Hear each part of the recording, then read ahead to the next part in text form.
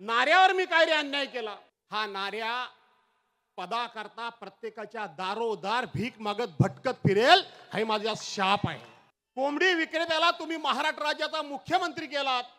या नाऱ्याला जो शाप दिला होता, मी पूर्वी कोंबडीवर पण बोललो की नाही बोललो? कोंबडीवरच ना, का कशावर बोललो? हा तेच ते, त्याच्यावर बोललो. लघु, मध्यम आणि सूक्ष्म नाही तर सूक्ष्म, त्याच्यावरही बोललो.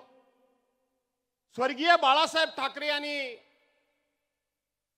या नाऱ्याला जो शाप दिला होता, तो शाप काय दिला हा सुद्धा उद्धव, तुझ्यावर जेव्हा एसीबीची चौकशी लागली आणि त्याच्या विरोधात मोर्चा काढायला जेव्हा मी आलो होतो, त्याच वेळेला सभागृहामध्ये मी सांगितलं.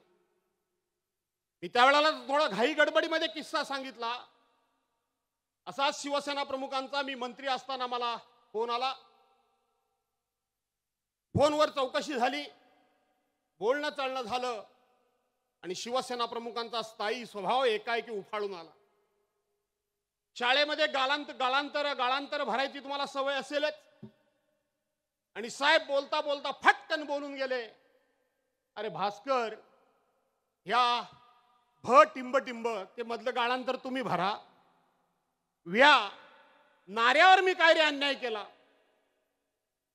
मी कळवळून म्हणालो की साहेब, शिवसेना मी पण सोडली आहे, परंतु ज्या पद्धतीने हे लोक वागतायत साहेब, घाटला व्हिलेज मधल्या एका कोंबडी विक्रेता म्हणू का आणखी काय म्हणू, कोंबडी विक्रेत्याला तुम्ही महाराष्ट्र राज्याचा मुख्यमंत्री केलात आणि तोच आज तुमच्या विरोधात गरळ ओकतोय. साहेब असे म्हणाले त्यावेळेला, भास्कर, तो माझ्यावर गरळ ओकतोय, तो उद्धववर वाटेल ते बोलतोय, साहेबांच्या शब्दात मी बोलतोय, साहेब रागवू नका, पण तुला मी आज सांगून ठेवतो, हा नाऱ्या पदाकरता प्रत्येकाच्या दारोदार भीक मागत भटकत फिरेल, हा माझा शाप आहे. साहेब साक्षात सिद्ध पुरुष होते. साहेबांनी या देशामध्ये जे जे शब्द उच्चारले, जे जे भाकीत सांगितलं, ते खरं झालंय. आणि आज हे लोक दारोदार भिका मागतायत, दारोदार फिरतायत. मला प्रश्न, उद्धव साहेबांना मला एक विनंती करायची आहे. ज्या पद्धतीनं शिवतीर्थावर तुम्ही छत्रपती शिवाजी महाराज आणि आपल्या आई वडिलांची शपथ घेऊन सांगितलं की मी खरं बोलतोय, या अमित शहा आणि या लोकांनी माझ्या घरामध्ये येऊन अर्ध मंत्रिमंडळाचं वाटप नाही, त्यामध्ये मुख्यमंत्रीपद सुद्धा दोघांनी अर्ध घेऊया हा त्यांनी शब्द दिलाय. मी खोटं बोलत नाही. त्यानंतर साहेबांना मी सांगितलं की ह्यांची योग्यता नाही की पुन्हा पुन्हा तुम्ही ह्यांच्याकरता शपथ घ्याव्यात, ही यांची योग्यता नाही.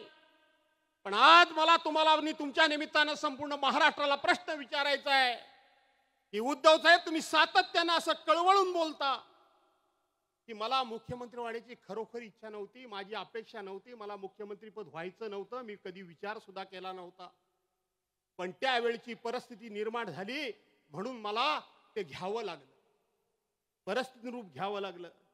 माझा प्रश्न आहे, या सिंधुदुर्गामधल्या सुद्धा अनेक जण महापौर झाले.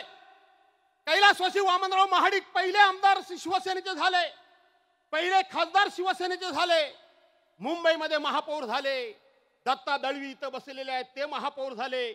असे अनेक लोक मोठमोठ्या पदांवर सिंधुदुर्गातले रत्नागिरी मधले गेले. अरे एवढंच कशाला, राज्याचे मुख्यमंत्री दोन झाले. पहिले प्रिन्सिपल मनोहर जोशी सर झाले आणि दुसरा हा नागोबा झाला. लोकसभेचे अध्यक्ष मनोहर जोशी सर झाले. म्हणजे देशाच्या सर्वोच्च व्यासपीठाच्या प्रमुख सुद्धा पदी या ठाकरे घराण्यानं सर्वांना बसवलं. कोणाला आमदार केलं, कोणा खासदार केलं, कोणाला जिल्हा परिषद केलं, कोण मंत्री झाला, संत्री झाला.